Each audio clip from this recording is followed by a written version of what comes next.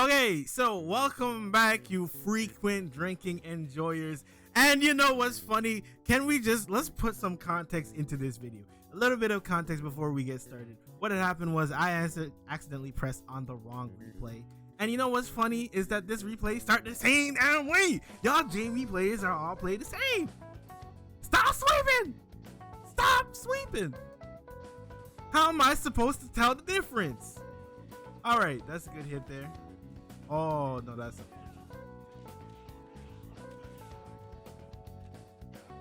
okay, that's fine. Okay, we're gonna have to show a little bit of block here. Okay, DP. Okay, DP. Okay, no, I guess not. All right, so here's the thing that you need to start doing. Okay, you need to be a little bit. Right now, it feels like you're a little bit asleep at the wheel at this current junction. Okay, this is how it. Reason being is because on defense, it's like we're always trying to grab. We gotta chill. Because if we keep trying to go for that every time, we're gonna end up getting hit a lot more than when we're successful. Had we been patient instead of trying to throw, especially on that last engagement, we would have been able to anti-air him. Once we anti-air him, we hopefully could have gotten something started. Although you were already at a very great deficit, these things are good to enact because in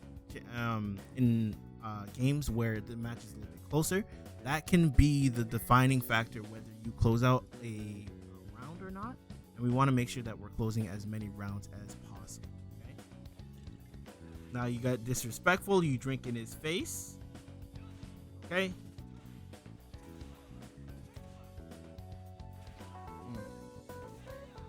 Unfortunate. Oh, you okay?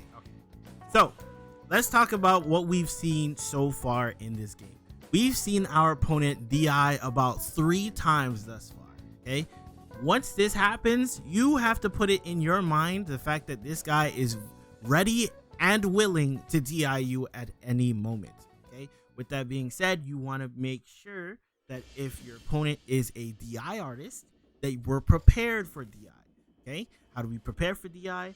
When it comes to your opponent, we just kind of focus in, we hone in on that. Because especially when it comes to platinum, their offense is going to be as structured. So what we do is that we focus on DI. When DI comes, we punish him, and then we take advantage of the fact that we can knock him down after our combo. Once we've done that, then we can run our offense from there. Okay, but we don't want to keep getting hit by it. On top of which, when it comes to that DI there. Here it was a low forward, I believe. You could have drive rushed off of this button. Okay, so when you stuck it out, you definitely ideally you have enough meter to do so. So you ideally you have meter to work with, might as well have drive rushed off of it. And had you done that, you could have reacted to this DI and punished him for it. Okay, now we got the hit. Please don't. Okay, you know what? I'm okay with this. Okay, a lot of platinum players don't have the discipline to hold up forward. A lot of the time they're kind of like panic and scrambly where they hold up back. So if you're going to try and jump out the corner, it is always, or jump to try and punish whatever your opponent's doing on the ground, it is always better to try and get up forward, because if you just do neutral jump, you're still in the same situation. If you press up back, you're still in the same situation. However, if you press up forward, we have the opportunity to put them in the corner, and ideally we want to put them in the corner because they have to guess on a lot of our options. Button, throw, DI, and it can become very stressful for our opponent to deal with all these options. And then at that point, we can start forcing them to panic DI, and then we can start killing them for them. Okay, unfortunately, we didn't get the punish. Oh, yep, nice. Now that you've done this sweep, okay. Throw loop him. Okay, he busts out. That's fine though. Anti-air. All you platinums have a solid problem anti-airing. If you see your opponent jump at you, okay, tighten up. This is ideal. Like, I don't care if you're not DP anti-airing yet. That's fine by me. But what we need to start doing at the very least is crouching heavy punches, because or down heavy. Because you're a modern player, I guess. Because you're a modern player, you should even be sniping this with DP because it's a singular button. So yes, you should ideally be trying to snipe this because it's very important to your game plan. The fact that you can get these anti-airs, because once you hit this anti-air, that's another drink down the drain. You feel me? Okay, he's not gonna kill you though. Okay, drive rush. Okay. The reason why you have to drive rush off of this, because you can't stop here. This is what, -10? You can't stop here. You have to commit to something. Because otherwise, let's say your opponent just like, oh my god, let me just crouch jab mash. If he crouch jab mashes on this situation here, you die. Right? Well, when you get higher up. But we want to train our discipline from earlier on so that we have muscle memory to not do something. Because otherwise, we're just going to be stuck. Here he pressed stand jab a little bit slow. If he just mashed crouch jab immediately afterwards, you would have gotten hit. Okay. Anti-airs. Okay, you have access to one button DPs, which means every time your opponent jumps at you, you can ideally hit them for it. So we want to make sure that we're doing that as often as possible. Why are you trying to play Street Fighter 5 and Street Fighter 6? And what did you press here? Okay, you got the drink. And then you went for... You went for... Oh, yeah. Okay. You held up on the situation, which I'm a little bit unsure about. Now, the reason why you got sniped there in particular is because you went for palm, heavy palm. And even if that heavy palm hit, you're still punishable. Sorry, let me be specific. Even if that heavy palm, they blocked that heavy palm afterwards, you still would have been punishable. We want to make sure that we know what we're looking for in these matchups and what we can and can't do in regards to playing Jamie. So things such as target combo stop, we can't really do. Things such as heavy palm has to be spaced out correctly, because if not, it will be a punish every time. If you want to use EX palm or OD palm, that's a pretty good option for trying to check space. It wouldn't have helped you in that specific scenario, but if you did want to just throw out EX palm, that's a pretty good option as well. So let's go on to the next one. Let's see what type of adaptations you make. All right, so now that we're in game 2, let's see what type of adaptations or lack of adaptations we see. Okay, so this is a decent palm. I don't mind this palm. Okay, the reason why is that if you look where it leaves you, see how it pushes him back. Even if he presses crouching medium kick at the earliest convenience, he still can't punish you. So this is a good palm. Had this palm hit, you also get your first drink, which is super important. And this is pretty well. Okay. Oh, look at you with the heavy punch, huh? Okay. Okay. I know it's a little bit too much. It's a big ask. It is a big ask. But if you OD palm here, you can get a little cheeky two-er. You know, a little cheeky 2-for-1. I don't understand. But you did well. This is fine by me. Now, my only concern is the fact that you don't use drive gauge at all. You're playing Street Fighter 5 and Street Fighter 6. Like, you're not using any of your drive gauge at all. You use DI once, but I think that's about it. Nice D. Take a drink. Not prepared for it. That's unfortunate. But with that being said, we want to make sure that a little bit more prepared for these situations, right? Our opponent has shown us DI so often that ideally we should have it in, like, have it pretty, not in the total forefront of your mind, but it definitely has to be circulating that this guy will DI me. He is ready and willing to DI me. And I'm going to keep reiterating this fact because you need to be ready for this. A lot of your opponents in Platinum are not prepared to handle let's just say semi-structured offense. So a lot of their time is that they're just going to try and DI. They themselves don't really have structured offense. So then they're like, oh shoot, I did something unsafe. Let me mash DI. Right? You want to make sure that we're not allowing that to happen too often. Okay, this is a good DP. Okay. No, no, no, no, no, no. So when it comes to this situation here, okay, went for palm, which already I don't necessarily like. It is technically a frame trap, but if he blocks this, you die. Okay, that's again, I don't like putting ourselves in situations where if you block the situation. Okay, on top of which we did that drink way too close to our opponent. Had our opponent just drive rushed at us, ain't nothing we can do. Or even if they just decided to fireball at us, ain't nothing we can do. Or if they decided to wake up level 1, ain't nothing we can do. You know what I mean? So we need to be prepared for those DIs. Okay, not bad. Not bad at all. I don't mind this so far. Okay, apologies about that. Recording went a little bit sour, but with that being said, let's continue.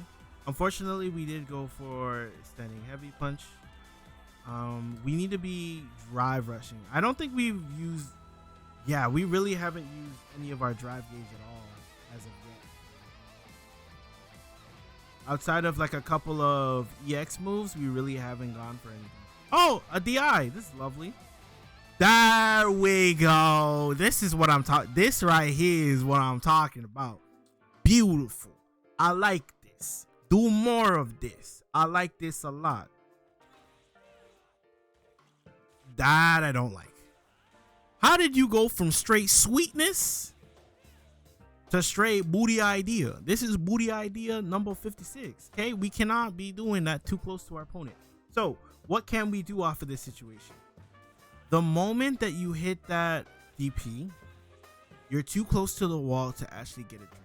So what you can do is that you can double dash. Now the reason why we double dash is because it's known as a frame kill. So what we do, what a frame kill is essentially is that we do an action for the purpose of killing frames. When we kill frames and then press a button afterwards, it will hit them the moment they wake up. And ideally you want to do this so that if they try to wake up mash or wake up jump or wake up DI, we have enough frames to hit them immediately. And if they try to wake up mash or jump, they get hit. If they wake up DI, it'll armor, it will trigger the armor, and in return we're able to react DI back to them. So we want to make sure we're doing this and not doing this, because it is not technically the best of ideas. Okay.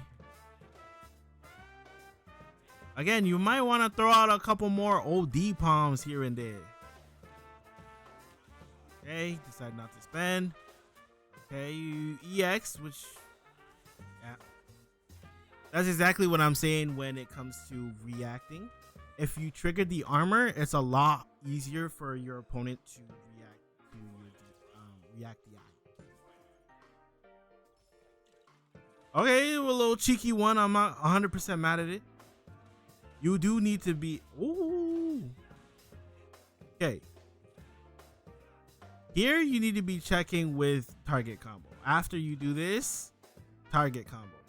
So stand jab, stand light kick into stand medium punch. Okay, we need to be checking this. And we also notice how I mentioned about triggering the armor. Once you trigger the armor, ideally it should slow down the DI enough so that you can react to it. That's why trying to trigger the armor in DI is pretty good, provided that you're using a normal that can allow you to recover in time to do so. Okay? In this case, you see how you blocked it. It also, if you were able to block it, it also means you're able to DI it. In this case, you didn't do so, but moving forward, that's something that you need to be putting in the back of your mind, like so.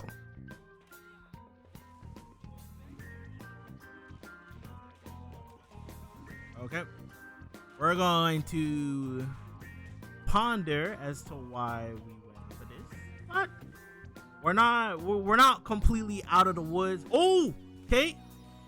Okay, you see how you're triggering it so many times? You see how many times you could have won this game? Oh, what's that? You're triggering the DI so often that like you ideally could be smoking this one.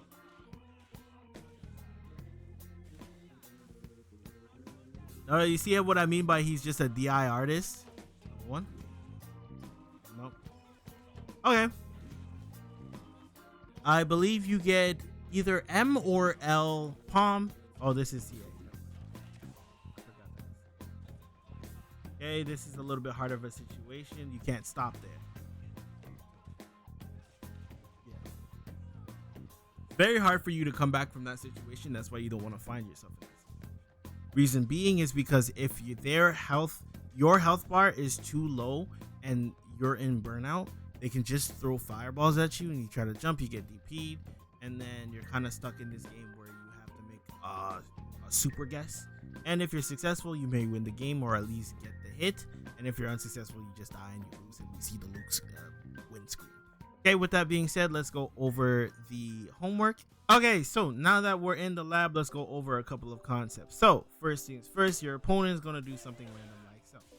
Okay, with that being said, if we press into it, we have to be super mindful because like I mentioned, if you just press it normally, you're just going to get hit. However, if we're drive rushing off the button, like you see how much of a difference that makes? It gives you enough time to react to whatever is happening. Okay? And ideally, if you're trying to go for button into... Let me put him on random to show you what I mean. Okay? So if you're just going to go into button into medium palm, I would prefer that since you're rocking 5 or 6 meter anyway, go into this. See how much further it pushes them out? And then on top of which you can get the little cheeky, you know what I mean? You can get the little cheeky twofer. Then on top of which, if I knew it. Let's just get blocked. Okay, let's just put him on block. Okay. So if we go for this, see how we're -1. Okay. Then on top of which, if like try to mash on the situation. Get hit.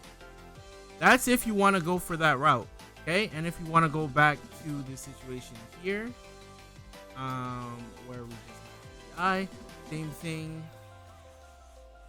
We get the same thing, okay? That's why going for button into palm, unless if you have the meter to go for drive rush, I would say go for drive rush, right? You want to make sure that you're kind of going for it a little bit more. Then the next thing I need you to learn is that I need you to learn how to instant drive rush. This is something that will allow your standing heavy punch to have more weight behind it, aside from just throwing it out, right? Because if you just throw it out at this range, it's still -3 and play that parry game or whatever. Right? However, if we drive rush into it, we're plus. So what happens is that you do it. See the difference versus, you see? So not only does it take up the space, but it also allows you to be plus. So with that being said, we want to learn how to do this. Now, how do we do this? It's forward, parry, forward. Okay, and you kind of want to piano the inputs. So what we're doing is that in order to get drive rush, we're pressing parry and then we're pressing forward. Okay. So what we're doing is that when we press forward, parry, forward, we're essentially taking the first forward input and we're buffering it in early. Then all we have left is parry forward. Okay, if we do parry forward, we don't get anything. But if we buffer the first forward in and then press parry forward, then we get the rest of it. See what I'm saying? So this is going to help you, especially in neutral. You can also do something like this as well. All right. It goes mad far, and you can check your opponent. The next thing is that you also have this button here. That's also plus. Right? The reason why this is good is because when you have your opponent, say, in the corner, we can kind of condition them to block. Okay? So what ends up happening is that once your opponents get a little bit better, they're going to start blocking this situation. So then we can start doing stuff like this. We can do stuff like this, and we bait it out, and then we go into a button. But we're gonna keep it simple for now. So the things that I want you to go ahead and learn is the fact that don't be afraid to use your meter, because your meter is there for you. However, you do not want to be burning yourself out, because if you start burning yourself out, that's when this guy starts throwing these at you. Then you try to jump and then you start getting hit. Okay, so ideally, how do we play neutral here? We want to use this, obviously, then we want to play that little parry game. We want to use this into button. We want to use this into button, right? Some good buttons you can use is your crouching light kick. The reason why is because your crouching light kick keeps you mad close to your opponent. They have to guess either throw or button. I don't want to overwhelm you, so I'm gonna kind of keep it there for you. And I'm aware the fact that you do use modern inputs. You may or may not have some of these options. However, you do have heavy punch, okay? And you regardless of what controls you do use, you can do button drive rush, okay? And I know you have these two buttons because I seen you use them, okay? So with that being said, you want to use this button here, okay? So if you don't have access to your crouching light kick, I'm not sure if he does or not. If you don't have access to this, then this will do just fine as well. Right? Gives you the same type of situation.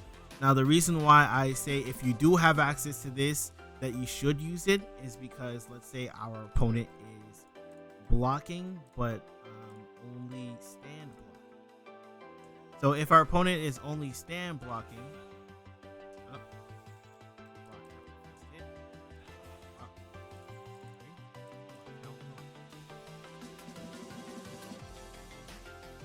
I don't know how to do this, but essentially what happens is that if you get this hit, if they're just walking in neutral, then you do button drive rush into, let's say we do this, we're not hitting them. However, if they're not watching their feet and we do button, we see how we get a different outcome. So those are the things I want you to keep in mind. Of course, this video is always there for you. Thank you again for the replay. And if you're looking for other Jamie sessions, feel free to check out my coaching session playlist right over there. Have a good one, y'all. Any questions?